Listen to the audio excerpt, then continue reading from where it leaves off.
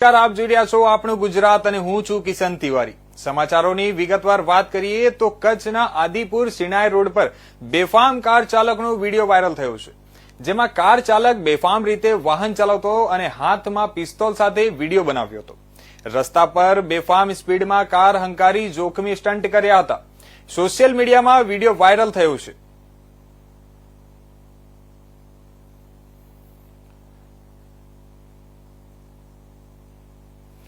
તો આ તરફ વાત કરીએ તો સાબરમતી બુલેટ ટ્રેન સ્ટેશનના કન્સ્ટ્રક્શન સાઇટના એક ભાગની છત પર આજે સવારે લગભગ 6:30 વાગે આગ લાગવાની ઘટના સામે આવી છે। કોઈ જાનહાનિ કે ઈજાના સમાચાર નથી। આગ લાગવાનું કારણ હજી સુધી જાણી શકાયું નથી, પરંતુ પ્રાથમિક દ્રષ્ટિએ એવું લાગી રહ્યું છે કે કામચલાઉ શટરિંગના કામને કારણે વેલ્ડિંગમાંથી નીકળેલી સ્પાર્કને કારણે આગ લાગી હશે। ફાયર વિભાગે સક્રિયપણે આગને કાબૂમાં લીધી છે અને પરિસ્થિતિ હવે કાબૂમાં છે। NHSRCLના અધિકારીઓ સ્થળ પર હાજર છે અને પરિસ્થિતિ પર નજર રાખી રહ્યા છે।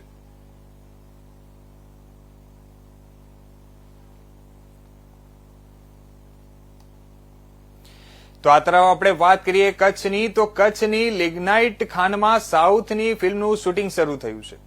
દુલકર સલમાન અને રોહિણી શર્મા સહિત સાઉથની ફિલ્મના કલાકારો શૂટિંગમાં જોડાયા છે। સાઉથની તેલુગુ ફિલ્મ આકાશમ લો ઓકા તારાનું શૂટિંગ કચ્છની અંદર ચાલુ રહ્યું છે। ડાયરેક્ટર પવન સદિનેનીના નિર્દેશનમાં બની રહી છે આ ફિલ્મમાં પ્રખ્યાત અભિનેતા દુલકર સલમાન અને અભિનેત્રી રોહિણી શર્મા મુખ્ય ભૂમિકામાં છે। આ વિસ્તારમાં પ્રથમ વખત તેલુગુ ફિલ્મનું શૂટિંગ થઈ રહ્યું છે અને ફિલ્મની ટીમ મોટી સંખ્યામાં વાહનો સાથે સ્થળ પર પહોંચી છે। માઇન્સ વિસ્તારમાં અલગ અલગ લોકેશન પર મોડી સાંજ સુધી શૂટિંગ ચાલુ છે।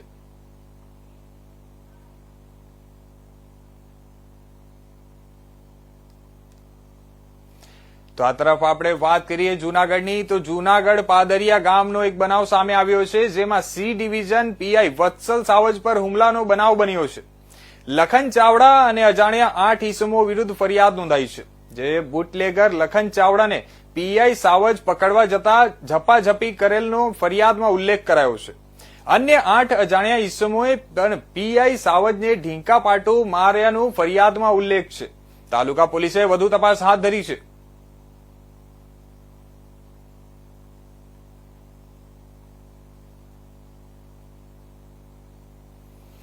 તો બીજી બાજુ પાલનપુરની સ્કૂલ ઓફ સાયન્સમાં ગુજરાત જુનિયર ટાઇટન્સ દ્વારા પાલનપુરની શાળાઓના 1000થી વધુ બાળકોને ક્રિકેટ પ્રત્યે પ્રોત્સાહિત થાય તે હેતુથી સ્કૂલ ઓફ સાયન્સમાં કેમ્પ લગાવવામાં આવ્યો હતો। આ એક દિવસીય કેમ્પમાં પાલનપુરની શાળાઓના 1000થી વધુ બાળકોએ ગુજરાત જુનિયર ટાઇટન્સના કોચ દ્વારા બેટિંગ, બોલિંગ, ફિલ્ડિંગ, ક્વિઝ જેવી સ્પર્ધાત્મક પરીક્ષા લીધી હતી। ત્યારે સ્કૂલ ઓફ સાયન્સના વિશાળ મેદાનમાં પાલનપુરની શાળાઓના 1000થી વધુ બાળકોને ક્રિકેટ પ્રત્યેનું લગાવ વધે, ક્રિકેટમાં એમ સિલેક્શન થાય, બોલિંગ, બેટિંગ, ફિલ્ડિંગ અને નવા વિચારો, નવી દિશાઓ સાથે બાળકોને ક્રિકેટ પ્રત્યે રૂચિ વધે તે હેતુથી આજે એક દિવસીય ગુજરાત જુનિયર ટાઇટન્સના ફ્રી કોચિંગ કેમ્પમાં આ બાળકોને કોચિંગ આપવામાં આવ્યું હતું।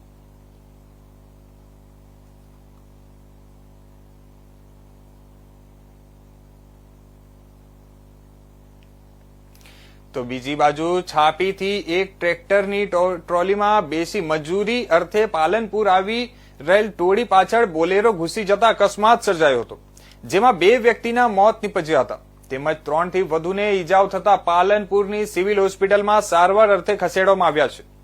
પંચમહાલના મજૂરો સ્ટેટ હાઈવેની એજન્સીમાં મજૂરી કામ કરે છે, જેઓ ટ્રેક્ટરની ટોલીમાં બેસીને શનિવારે છાપીથી પાલનપુર તરફ આવી રહ્યા હતા। તે સમય દરમિયાન વહેલી સવારે પાલનપુર અમદાવાદ હાઈવે જોડનારા પાટિયા પાસે બોલેરો ગાડીના ચાલકે ટ્રેક્ટરની ટોલીને પાછળથી ટક્કર મારતા અંદર બેઠેલા મજૂરો ફંગોળાઈ ગયા હતા। તેમાંથી એક મજૂર તેમજ કિશોરને ગંભીર ઈજાઓ થતા મોત થયું હતું। આ ઘટનાને પગલે આજુબાજુથી લોકોના ટોળા એકત્ર થઈ ગયા હતા અને એમ્બ્યુલન્સને જાણ કરવામાં આવી હતી, જેથી ઈજાગ્રસ્તોને પાલનપુરની સિવિલ હોસ્પિટલમાં સારવાર અર્થે ખસેડવામાં આવ્યા હતા। તેમજ આ ઘટનાની જાણ થતા પાલનપુર તાલુકા પોલીસ સ્ટાફના માણસો ઘટના સ્થળે દોડી આવી મૃતકોને પાલનપુર સિવિલ હોસ્પિટલમાં પીએમ અર્થે ખસેડવામાં આવ્યા હતા। આ ઘટનામાં સબુરભાઈ અને સેલોતનું મોત થયું હતું, જેથી પરિવારજનો તેમજ એજન્સીના કર્મચારીઓ સિવિલ હોસ્પિટલ ખાતે દોડી આવી મૃતદેહોને પીએમ કરાવ્યા બાદ તેમના વતન મોકલવામાં આવ્યા હતા. બોલેરો ટ્રેક્ટર હેઠળ ભરાઈ ગયો ને સાફીથી પાલનપુર આવતા હતા. કેટલા લોકોના મોત થયા છે? 2 લોકોના મોત થયા, એક દવાખાનામાં છે, બધાને થોડી વાગી છે. ટ્રેક્ટરમાં કેટલા લોકો સવાર હતા? ટ્રેક્ટરમાં કેટલા હતા? 23 માણસ. 23 માણસ. એમાં કેટલા લોકોને લાગ્યું છે? વધારે 2 લોકો મરી ગયા ને 1 લોકોને વધારે લાગ્યું, બીજાને નહીં લાગ્યું, થોડું લાગ્યું. અંગીસર મરાઈ હતા, હારા થઈ. આ બાબતે પોલીસ ફરિયાદ નહોતી? હેઠળ બોલેરો ભરાઈ ગયો. એટલે શું કરતા હતા તમે? શું કરતા હતા? આવતા હતા કામે. અચ્છા. પાછળથી આવી ઠોકી માર્યો. અચ્છા, કેટલા લોકો? માણસ 2 મરી ગયા ને 1 દવાખાનામાં ને આ વાગ્યો મને બધાને થોડું. કેટલા લોકો હતા ગાડીમાં, ટ્રેક્ટરમાં? લોકો તો 10-12 જણા છે. હા. તો આ તરફ વાત કરીએ અંબાજીની, તો અંબાજી રબારી સમાજના ઘર તોડવાનો મામલો સામે આવ્યો છે, જે ગેનીબેન ઠાકોર, જિગ્નેશ મેવાણી અને કાંતિબાઈ ખરાડી પહોંચ્યા. રબારી સમાજની વારે રાત્રે કરેલ ડિમોલેશન ઉપર જિગ્નેશ મેવાણીએ આકરા પ્રહારો કર્યા છે. ગરીબ હિન્દુઓના છાતી ઉપર આ બુલડોઝર રાત્રિમાં બુલડોઝર ચલાવવામાં આવ્યા છે. સુપ્રીમ કોર્ટના હુકમની અવહેલના કરી છે તંત્રે, જિગ્નેશ મેવાણી એવું આક્ષેપ કર્યા છે. ગેનીબેને પણ ભાજપની સરકારને ઘેરતા પ્રહારો કર્યા છે.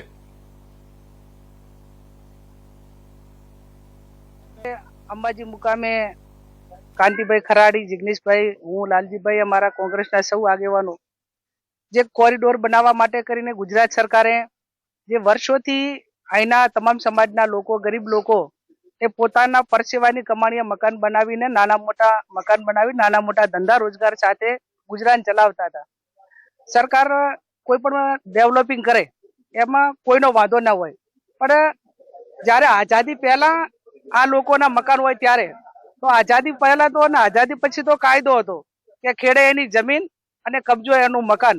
તો આ એ વખતના કાયદા પ્રમાણે ગણવા જોઈએ તો આ કોઈ પણ ગેરકાયદેસર નથી.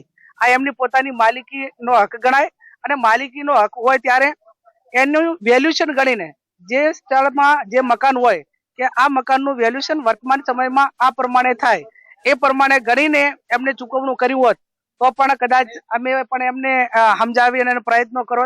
આજે પશુપાલન સાથે સંકળાયેલા છે, નાના મોટા ધંધા રોજગાર સાથે સંકળાયેલા છે અને કુદરતને અહીંયા દેર હોય પણ અંધેર ના હોય. માં જગદંબાના સાનિધ્યમાં ગરીબાના આંસુ આ લોકોએ જે પાડ્યા છે એ માં તો હંમેશા એના ચરણોમાં સ્થાન આપે, એ આશીર્વાદ આપે, કોઈનો હાથમાં દુભાય એવા આશીર્વાદ કદી માં જગદંબા અંબાજી ના આપે. એટલે હું માં જગદંબા અંબાજીને પ્રાર્થના કરું કે આવા લોકોને સદબુદ્ધિ આપે અને આવા ગરીબ લોકોને હેરાન કરવા માટેનું બંધ કરે. અમે કલેક્ટરને મળીશું અને આ લોકોને રહેવા માટે અને એમની જે માગણી છે એ કોરિડોર બનાવવાના નામે રબારી અને અન્ય સમાજના ગરીબ વર્ગોના અત્યંત બેરહેમી પૂર્વક રાતના અંધારામાં બુલડોઝર ફેરવી 80 લાખની કિંમતના, કરોડોની કિંમતના મકાનો તોડી એમને રસ્તે રઝળતા કરી દીધા છે. અને અત્યારે વૈકલ્પિક વ્યવસ્થાના નામે થોડાક દિવસ રહેવા માટે જે જગ્યા આપી છે એ નકરા ખંડેર સમાન છે અને એવું ખંડેર છે જેનું છજુ ગમે ત્યારે કોઈનું માથું ફાડી શકે. આ ભારતીય જનતા પાર્ટીની સરકારનું અસલી ચરિત્ર છે. એટલે ક્ષત્રિય, દલિત અને કોળી સમાજના મકાનો ભાવનગરમાં તોડી રહ્યા છે, અમદાવાદમાં અને અંબાજીમાં રબારી સમાજના મકાન તોડ્યા, સુભાષબ્રિજ સર્કલ પાસે ઠાકોર સમાજના મકાન તોડ્યા. એટલે જાણે દલિત, આદિવાસી, ઓબીસી સમાજની છાતી પર બુલડોઝર ફેરવવાનો સંકલ્પ આ હિન્દુત્વનો ઠંઠો લઈને ફરતી સરકારે, ભાજપના લોકોએ કર્યું હોય એવું ચિત્ર છે. અને સાંભળવા મળ્યું છે કે હજી બીજા 2000 લોકોને અહીંથી પોતાના આશિયાના રોજીરોટી દુકાનોથી વંચિત કરવાના છે. એટલે આવો પ્રોજેક્ટ એ અમાનવીય પ્રોજેક્ટ છે જે કોઈ પણ સંજોગોમાં થવો જોઈએ નહીં.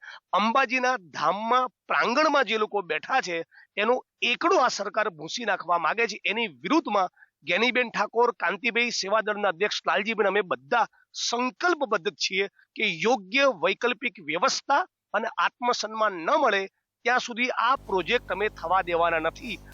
તો આ તરફ વાત કરીએ અરવલ્લીની, તો અરવલ્લી જિલ્લા કોંગ્રેસ દ્વારા સંવિધાન બચાવ રેલીનું આયોજન કરવામાં આવ્યું હતું, જેમાં જય બાપુ, જય ભીમ, જય સંવિધાનના નારા સાથે અરવલ્લી જિલ્લા કોંગ્રેસ દ્વારા રેલી યોજવામાં આવી હતી. મોડાસા નવા બસ સ્ટેશન પાસે ડોક્ટર બાબા સાહેબ આંબેડકરની પ્રતિમાને પુષ્પાંજલિ અર્પણ કરી રેલી શરૂઆત કરવામાં આવી હતી। આ રેલી નવા બસ સ્ટેશનથી 4 રસ્તા સુધી યોજવામાં આવી હતી। સંવિધાન બચાવોના નારા સાથે રેલી યોજી દુકાનદારો, રાહદારીઓ તેમજ શાકભાજી વિક્રેતાઓને પત્રિકા આપી વિરોધ કરવામાં આવ્યો હતો। અરવલ્લી જિલ્લા કોંગ્રેસ પ્રમુખ કમલેન્દ્રસિંહ દ્વારા ભાજપ સરકાર પર પ્રહારો કર્યો હતો કે ભાજપ સ્થાનિક સ્વરાજ્યની ચૂંટણીમાં પોતાની મનમાની કરી રહ્યું છે। ભાજપ પોતાના ઉમેદવારોને બિનહરીફ વિજેતા કરવા માટે કોંગ્રેસના ઉમેદવારોને ધાકધમકી આપી અથવા ડરાવીને ઉમેદવારોના ફોર્મ પરત ખેંચાવીને ભાજપ પોતાના ઉમેદવારોને બિનહરીફ વિજેતા બનાવી રહી છે તેવા આક્ષેપો પણ કરવામાં આવ્યા હતા। સાથે કોંગ્રેસે દેશમાં ચાલતી મોંઘવારી, બેકારી જેવા અનેક મુદ્દાઓ પર ભાજપ સરકાર પર આકરા પ્રહારો કર્યા હતા।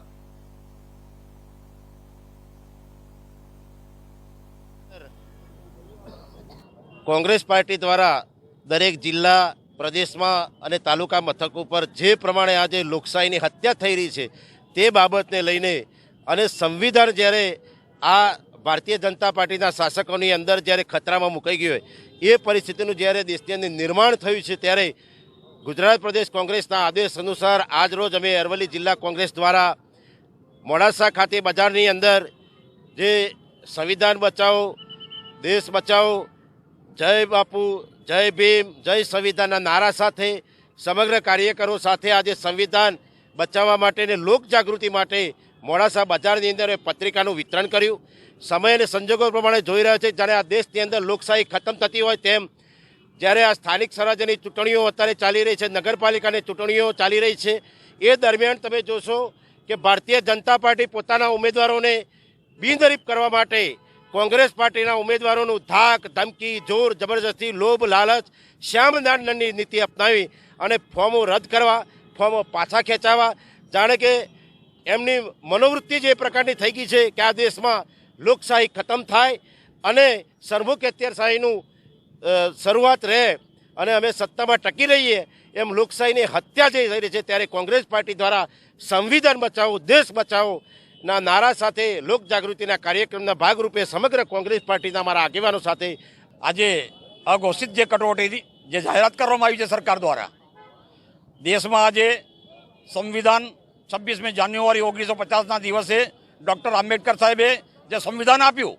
એ સંવિધાનને કઈ રીતે તેમાં છેડછાડ કરવી, તેમાં અનેક સંશોધનો કરી જે દલિત સમાજને, આદિવાસી સમાજને અને પછાત અને કચડાયેલા વર્ગોને જે રીતે એમાં અધિકારો આપવામાં આવ્યા છે, વિશેષ અધિકારો પર હનન કરવું અને કોઈપણ સંજોગોમાં આ દેશમાં જે મોંઘવારીએ માજા મૂકી છે, જે બેરોજગારી સંપૂર્ણ ઘટી ગઈ છે, આ દેશમાં આજે આર્થિક કટોકટી સર્જાઈ છે અને નગરપાલિકા અને તાલુકા પંચાયતોની જે ચૂંટણીઓ આવી રહી છે એ ચૂંટણીઓમાં ભારતીય જનતા પાર્ટી સમગ્ર ગુજરાતના લોકોનું ધ્યાનને હટાવવા માટે જે રીતે અલગ અલગ કાયદાઓ પ્રસ્થાપિત કરવા માટેના જે પ્રયત્નો કરી રહી છે, જેવી રીતે સમાન સિવિલ કોડ હોય કે અન્ય બાબતો હોય, વકફ બોર્ડ હોય કે દલિત સમાજને રિઝર્વેશન આપવું હોય, આદિવાસી સમાજનું રિઝર્વેશન ખતમ કરવું હોય, આવા અનેક મુદ્દાઓ પર પોતે છેડછાડ કરીને સમગ્ર ગુજરાતમાં જે પછાત, વંચિત અને કચડાયેલા લોકોને જે ન્યાય મળવો જોઈએ એ ન્યાય ન મળવાના કારણે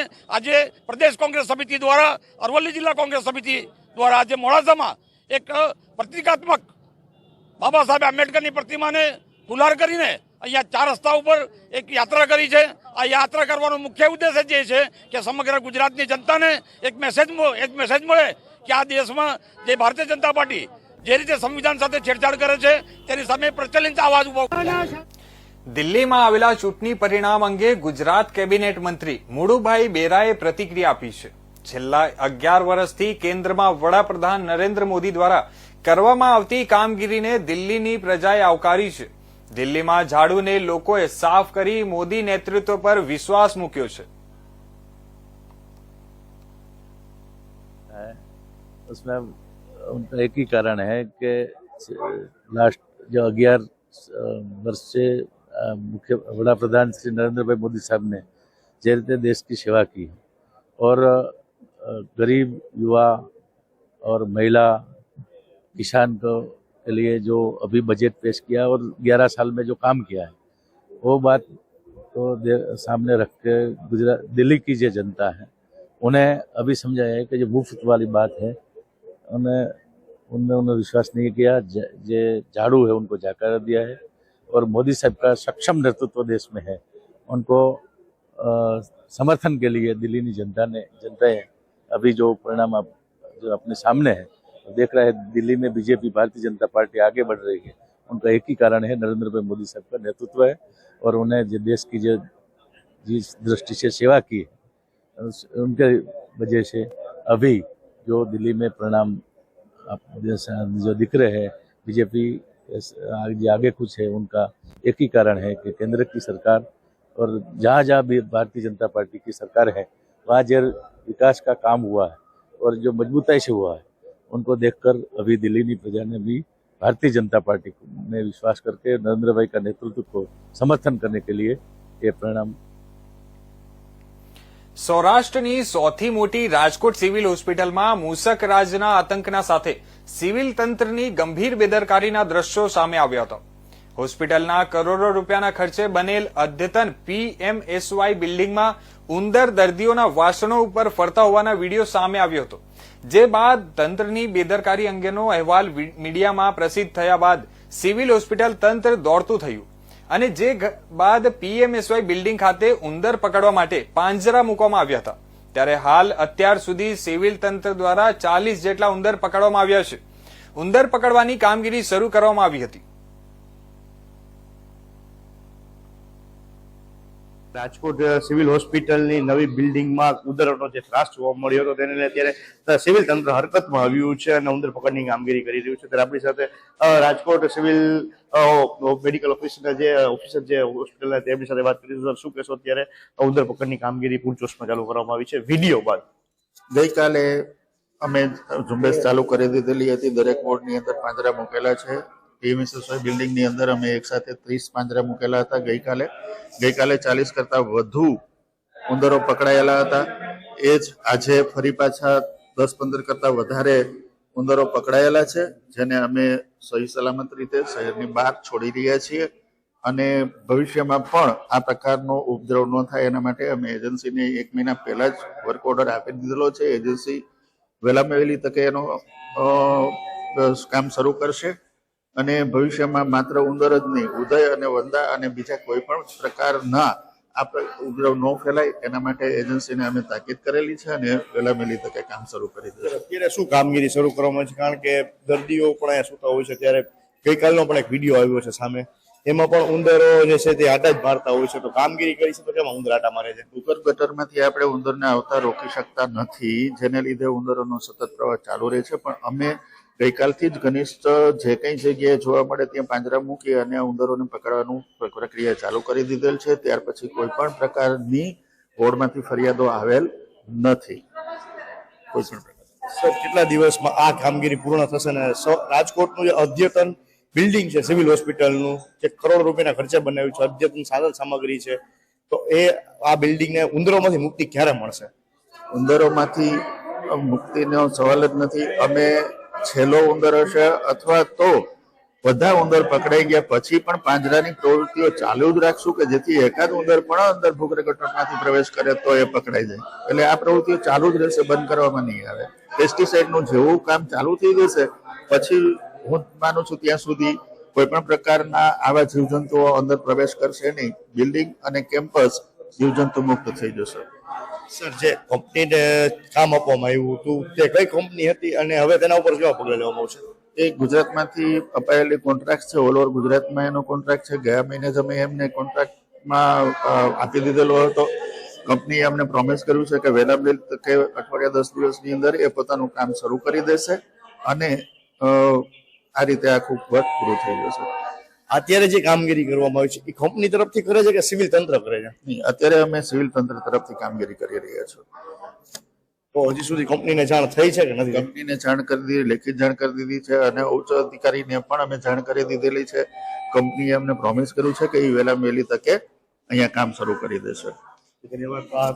સિવિલ હોસ્પિટલના અધિકારી જેમનું કહેવું છે કે જે રીતે તંત્ર દ્વારા અમને કામગીરી કરવામાં આવી તેમ કામગીરી તમે શરૂ કરી દીધી છે, પણ જે કોન્ટ્રાક્ટ કંપની આપી છે તેને પણ પ્રોમિસ આપ્યું છે. ત્યારે હવે જોવાનું એ રહ્યું કે રાજકોટની જે સિવિલ મેડિકલ જે નવી અદ્યતન બનેલી હોસ્પિટલ છે તેમાં તે ઉંદરમુખ થઈ છે કે નહીં, કે પછી દર્દીઓને આવી જ હાલાકીનો સામનો કરવો.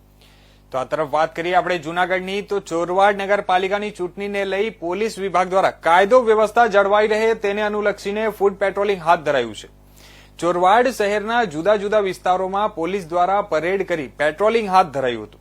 હાલ ચોરવાડ નગરપાલિકાની ચૂંટણીના પડઘમ ચાલુ છે અને કોંગ્રેસ અને ભાજપ દ્વારા જોરશોરથી પ્રચાર પ્રસાર થઈ રહ્યો છે. ત્યારે કોઈ અનિચ્છનીય ઘટના ન બને તે માટે પેટ્રોલિંગ યોજવામાં આવ્યું હતું. પોલીસ અધિક્ષક જાડેજા, ડીવાયએસપી કોડિયાતર, પીઆઈ મદ્રાસ સહિત પોલીસ સ્ટાફ દ્વારા ફૂડ પેટ્રોલિંગ યોજવામાં આવ્યું હતું.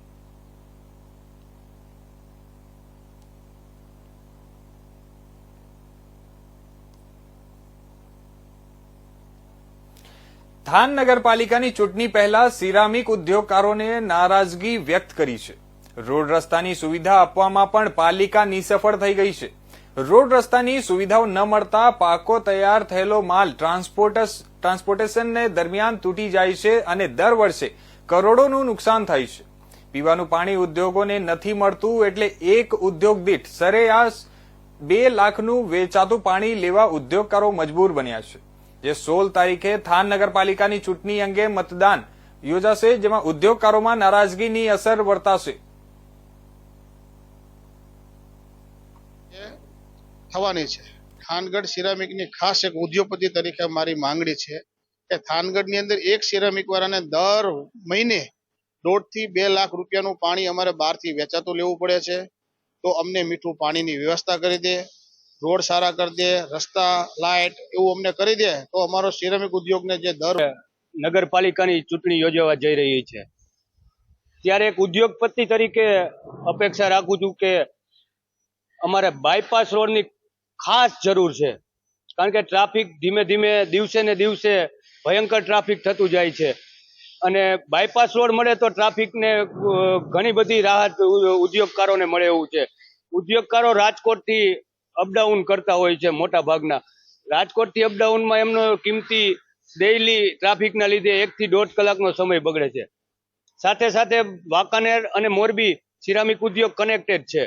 તો એ સિરામિક ઉદ્યોગમાં એકબીજાને માલની લેતી દેતી મોરબીથી ટાઇલ્સ ભરીને અહીંયા સેનેટરીવેર ભરવા આવે આવી અસંખ્ય અત્યારે હાલત એવી છે કે ટ્રાન્સપોર્ટરો થાનગઢમાં મોરબીથી ટાઇલ્સ ભરીને સેનેટરીવેર ભરવા આવવાની ચોખ્ખી ના પાડે છે. કારણ કે રસ્તા ખરાબ છે, માલ ફૂટી જાય છે. વર્ષે કરોડો રૂપિયાનો માલનું ફૂટીને નુકસાન જાય છે, જેનું આજ દિવસ સુધી વર્ષોથી અમે મુખ્યમંત્રીશ્રીને, ગાંધીનગર અમારા ધારાસભ્યશ્રી હોય કે કંઈ પણ જે તે સમયના જે તે રાજકીય આગેવાનોને અમે રજૂઆત કરેલી છે. જો આવું સાથે સાથે અત્યારે મંદીનો એવો માહોલ છે કે આવી કોઈ પ્રાથમિક સુવિધા નહીં મળે તો ધીમે ધીમે જેમ ચિનાઈ માટી, ટાઇલ્સ ઉદ્યોગ, કપરકાબી ઉદ્યોગ થાનમાંથી થાનમાં જે નગરપાલિકાની સામાન્ય ચૂંટણી થવાની છે તેમાં ત્યાંના ઉદ્યોગકારોએ માંગ કરી છે કે તેમના પ્રાથમિક સુવિધાનો જે અભાવ છે તે પૂરી પાડવામાં આવે. આજ લગી 30 વર્ષથી જયારે ભાજપનું સરકાર હતી ત્યાં જે કામ નથી થયા તે કરવાની માંગ કરી છે. હાલ જોવામાં આવે તો થાનમાં ત્રિપાખી જંગ હોય ચૂંટણીમાં એવું જોવા મળી રહ્યું છે. જોવામાં આવે તો ત્યાં રોડ રસ્તાનો અભાવ છે, ભૂગર્ભ ગટરો ઠેર ઠેર છલકાઈ ગઈ છે અને પાણીની પીવાની ચોખ્ખી સુવિધા હોતી નથી. જ્યારે ટ્રાન્સપોર્ટની વાત કરવામાં આવે તો ઉદ્યોગકારો જેમનો પોતાનો કાચો અથવા પાકો માલ રાજકોટ માટે લઈ જવાનો હોય છે ત્યાં રોડ રસ્તાના અભાવે તેમનો કરોડોનો માલ તૂટી જતો હોય છે, તેથી તેમને કરોડોનું નુકસાન થાય છે. જોવામાં આવે તો ત્યાંના ઉદ્યોગકારોનું એવું કેવું છે કે તે હજારો કરોડોનો ટેક્સ ભરે છે પરંતુ તેમને પ્રાથમિક સુવિધા નામે મીંડું મળી રહ્યું છે. તો તેમાં સુધાર કરવામાં આવે. તો આ હતા અત્યાર સુધીના મુખ્ય સમાચારો. વધુ સમાચારો માટે જોતા રહો ઇન્ડિયા ન્યૂઝ ગુજરાત.